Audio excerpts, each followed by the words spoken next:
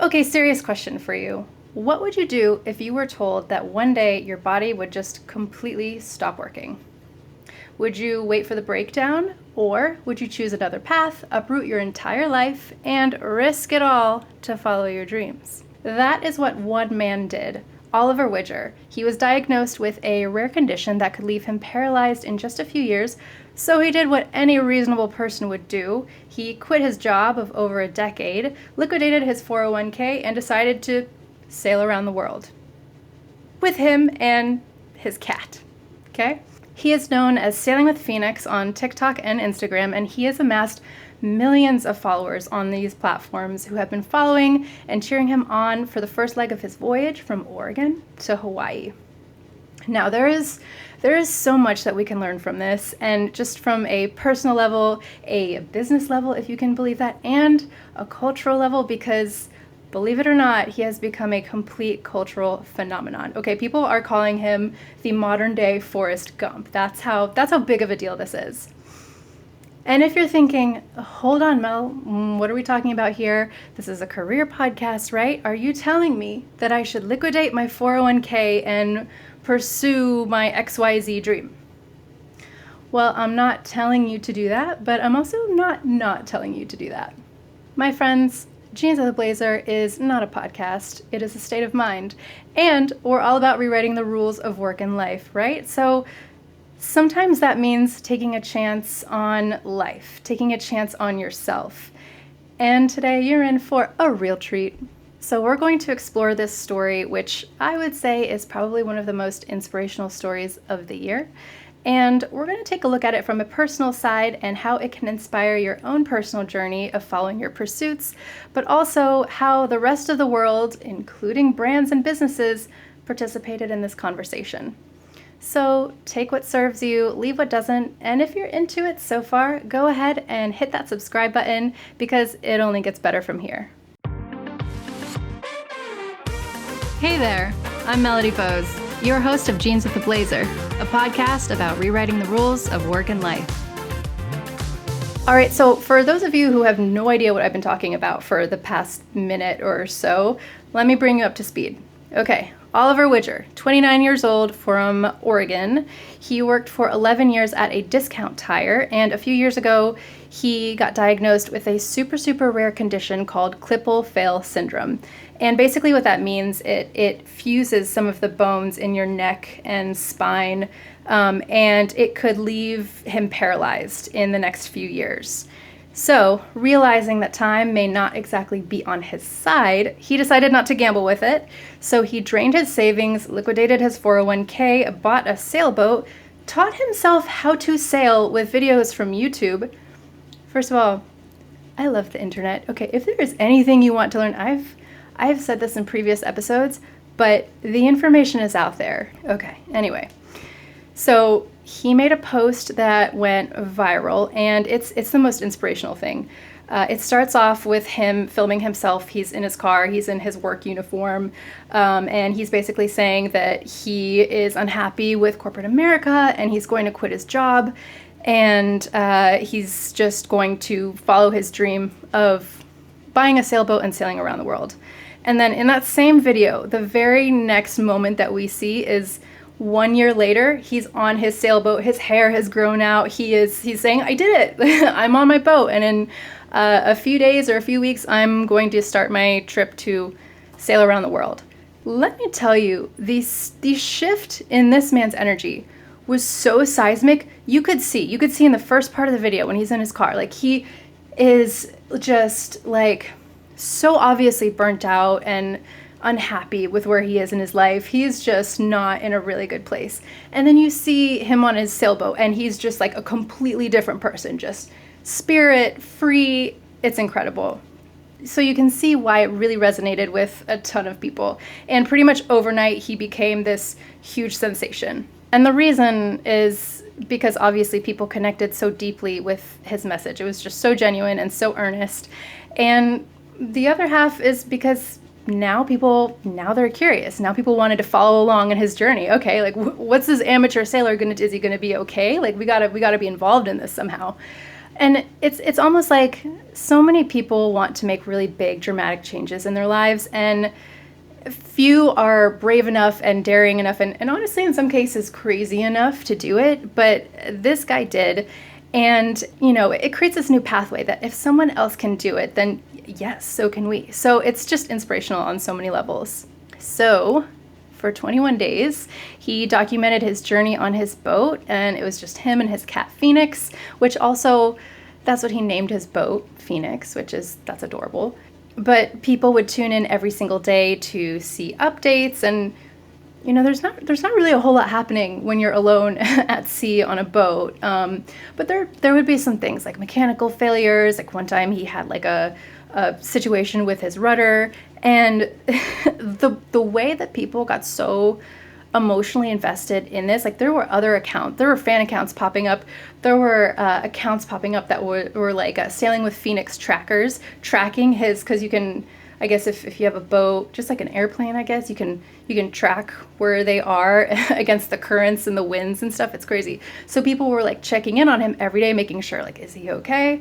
It was awesome. And by the way, this guy, he's not a professional sailor, right? So what could go wrong? Spoiler alert, nothing. He's fine. But like I said, he learned everything himself on YouTube, and he put himself at risk by taking this huge journey. And it was crazy. At one point there was another account, like another sailing account that happened to be going from Hawaii to California, and he ran out of snacks on like the 15th day of his journey, and they were planning to like intercept his journey and like toss snacks over. It ended up not working out, but it was just the whole, like, it just shows just how powerful community can be and just how people can gather over one interest. It was insane. But it was honestly the most wholesome and sincere real-time reality show. And okay, so I'm just gonna nerd out here for a second, but this was masterful storytelling on his part, because I don't even know if he meant to do this, but it's almost like there was that hook, right? There was that hook of like, okay, I'm gonna do this big thing, I'm gonna quit my job, sail around the world, and then that creates that curiosity of, okay, what happens next? And there's the anticipation for, people to be right there with him, all the way up to the day where he arrives in Oahu. There are hundreds, maybe even thousands of people just waiting there to welcome and greet him. The day he made it and arrived in Hawaii, it was a day that will go down in live stream history. It was amazing. I was there on live stream, not in Hawaii, I wish. But you would think that Poseidon himself was emerging from the ocean. Like he had a Coast Guard escort, he had local rowers just on either side and just making sure he was getting into the marina okay to dock, because earlier in his journey he shared that he was afraid of like all these people like excited to see him, and then he would like do something like socially awkward and like crash his boat. So he had like all the support possible. People were so excited to see him. He was just like a man of the people at that point. And there was this huge welcome party at something called the Waikiki Yacht Club. And people came together. There was live music. And, it was so cool to see, like, because it was being live streamed behind the scenes. And people were like giving him gifts and just putting like leis on him and taking pictures of him. Like he became this spectacle, this inspiration, this ambassador of freedom. And just following your dream. So it was really cool to see. At one point they treated him to a steak dinner, which almost a month at sea, that was probably really nice. So it was awesome. And between all of this, as he was gaining attention, he did some pretty radical things just from like a business perspective, right? So maybe he had hoped that this would happen, right? Anyone does that's sharing their journey with the world. They want to, build a community and share their story. But I don't think he understood the gravity of what all this attention would bring him, because he said he did all of this with pretty much no backup plan or idea of how he was going to support himself financially. He even mentioned, I think at some point, that he was like $10,000 in debt or so, but he was just going to figure it out as he went. Very free-spirited. But the internet can be such a beautiful thing. And did they rally? Okay, so because he amassed such a big support, it caught the attention of brands. It led him to opportunities to monetize his journey by documenting on social media. And along the way, he set up like a merchandise store with him and his cat, and like fan art that people had created that he put on sweaters. I got a sweater, it's coming in soon. But he was also being paid as a creator on TikTok for going live. I read somewhere that he was making upwards of maybe $1,000 a day doing TikTok lives from his journey. I can't verify that amount, but it's safe to say he's likely not going to have to worry about finances, at least for a little while. He was also featured on CNN, Global News. Anderson Cooper interviewed him. He was making headlines around the world. And then there's the endorsements. Okay, and this is another way I'm going to completely nerd out, but one brand in particular stood out. It was on his journey that that really contributed to his overall journey in a really genuine, beautiful, just flawless way. Okay, and it wasn't what you'd expect. Okay, so e.l.f. Cosmetics, e.l.f. stands for Eye Lips Face. They sent a care package to him in the ocean while he was sailing. He was right outside of Hawaii, like maybe like a few hours or so away.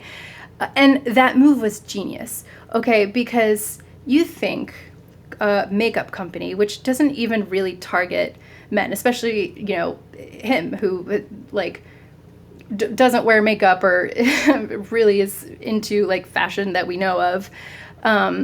Instead of trying to push their narrative and like try to wrap something around e.l.f. Cosmetics and make it about them, they kind of went along with his story, and it was more about the embodiment of the be bold, be daring, that feeling you get when you decide to quit your job and sail around the world, or, you know, get that poppin' berry bliss eyeshadow or whatever. But it was a really heartfelt moment because the plane, and he took a video of it. There was a plane that flew over his boat and it dropped something in the ocean.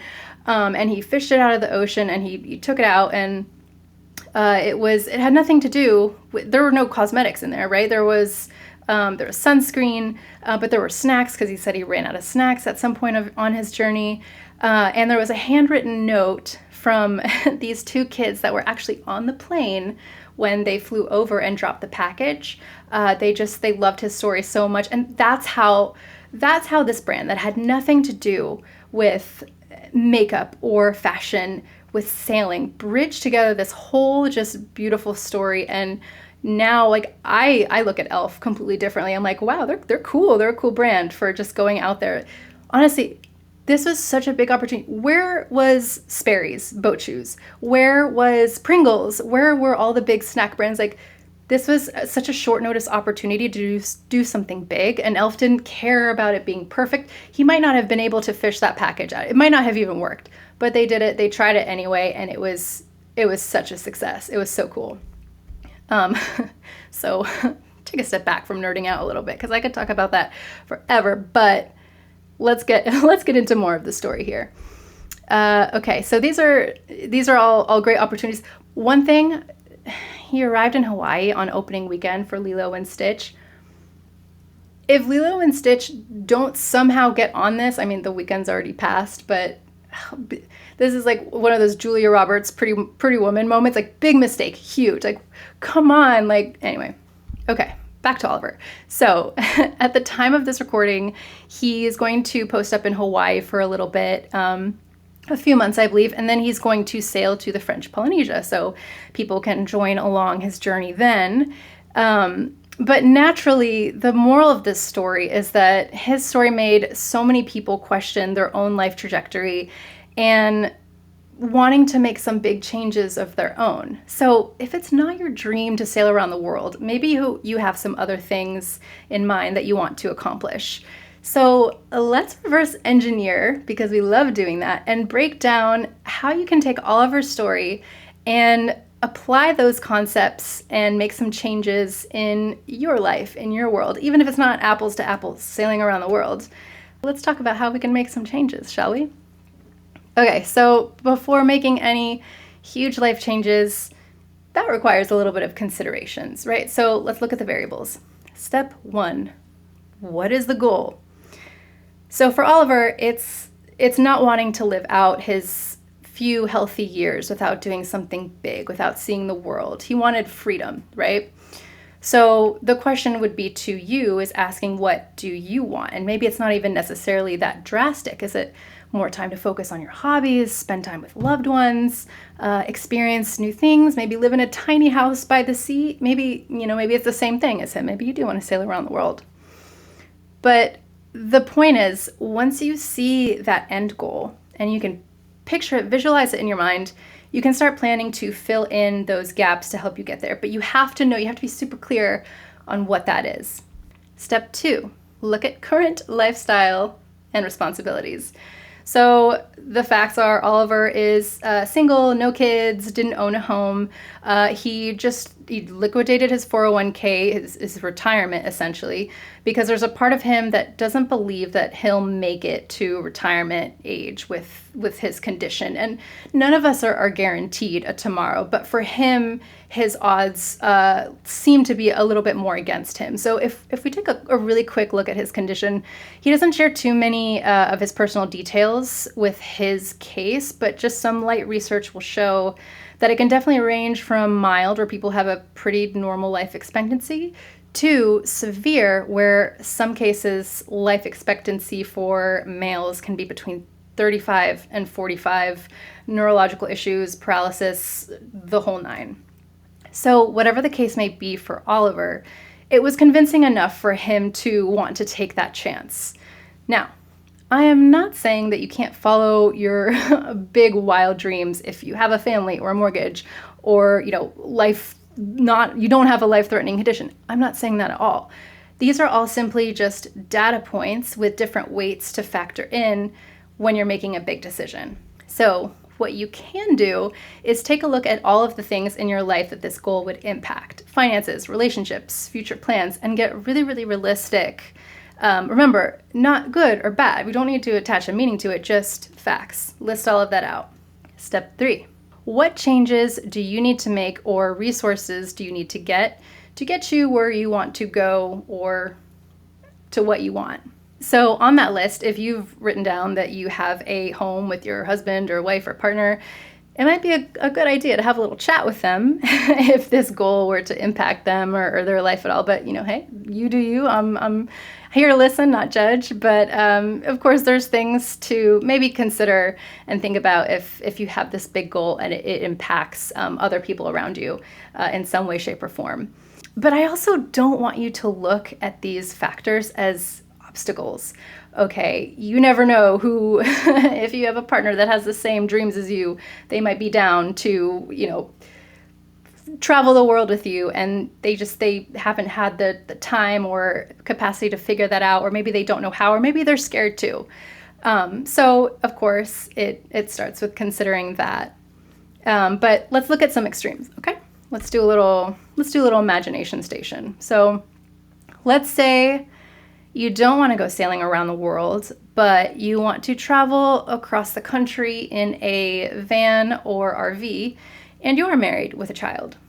So, could you go all in, sell your house, or rent it out to live somewhere below your means while you save up and then homeschool your child while you live out this adventure on the road for the rest of your life? Yeah, you could if everyone is on board with that, and their decision is something that you've committed to weighing into your own decision. That's the best case scenario. You never know until you explore, right? However, understandably, that could be met with some resistance, okay? So to that, I say, what conversations do you need to have, and what compromises do you need to have to get you closer to your goal? So is this something that maybe you don't want to do for the rest of your life, but maybe it's something that could be done in a summer or tried for a year, where you save expenses and you can support yourself and your family. Also, yes, it does take some evaluating of the immediacy of this goal and what you want out of it in order to determine the time it's going to take. Like I said, none of us are promised tomorrow, but if we don't at least think about that, that big crazy goal or dream that we have and give it a shot, we'll never know, right? Okay, so let's try another, maybe less extreme. Maybe it's a career change, which is still a big deal. Maybe you want to start over in a completely new field. Okay, well, what skills do you need in order to excel in that field? Maybe let's take it down a notch even more. Maybe you don't even want to change careers or have this big goal to support yourself.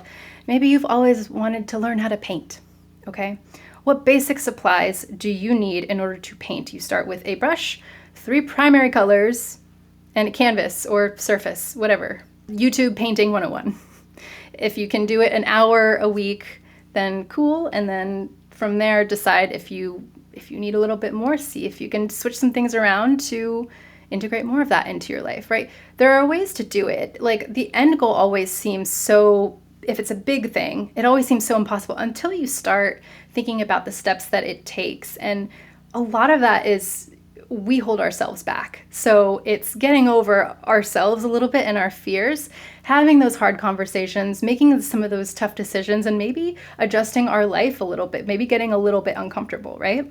So Oliver took a huge risk, and had he not gotten fame and opportunities out of this, then I'm pretty sure he would have been fine. He would have figured it out somehow. But it might always help too to have a plan. Maybe you have a backup savings account to fall back on. Whatever you need to do to get you closer to that yes and to that dream, do it, right? It doesn't have to be this crazy impulsive thing. Step number 4, start. Just start. Okay, Oliver did not wake up one day and decide, I'm just going to sail the Pacific tomorrow. No, it actually took him 3 years from the moment that he got his diagnosis and made the decision to fully execute that. Okay, so in that time, he figured out, okay, this is what I need financially to make this dream happen. He knew he needed a boat. That's going to probably be a big expense. I think I read somewhere that his boat was $30K or $50K.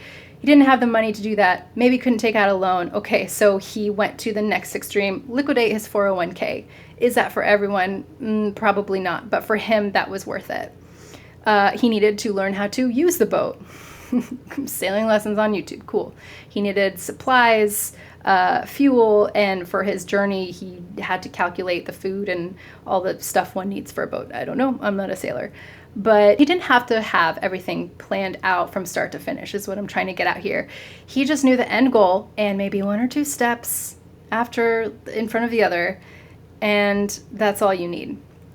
And we tend to romanticize the perfect journey, right? The perfect scenario. And it can result in the feeling that we need to be ready for this big change, and then having analysis paralysis and we can't make a decision. So the point is to start anywhere, right? Have a framework, have a loose plan, weigh the risks, and proceed. Don't think too much on it. Don't spook yourself out of it. Just go. And if you change your mind halfway through or decide, maybe this wasn't for you, maybe you just like the idea of it better, that's okay. Okay? No one is keeping score. This is your life. Who cares, right? Now, I have a step 5, but it is optional. But for the sake of this conversation, I think it's important. So, step 5, document, ?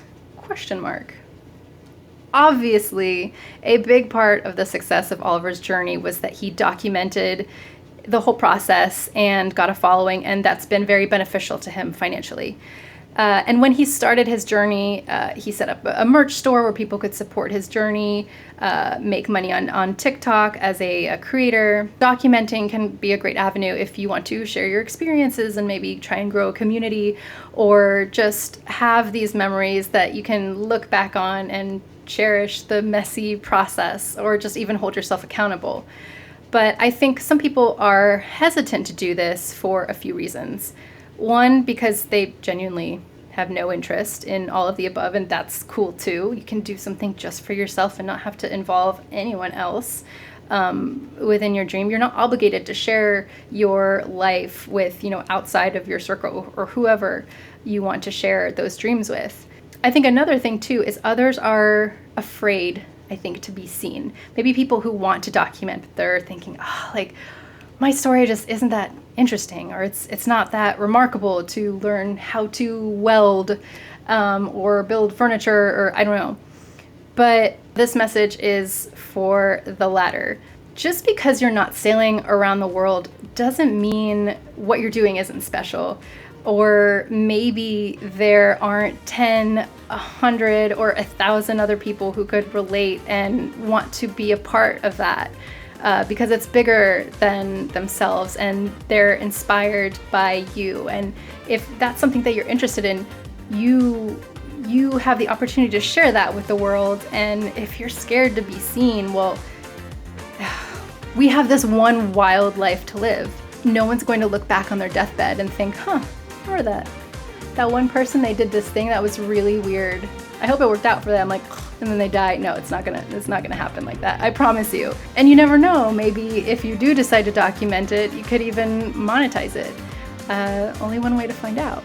That's a wrap on this episode of Jeans with a Blazer. If today's conversation gave you something to think about, a mindset shift, or just the push you needed, do me a favor. Subscribe to the podcast so you never miss an episode.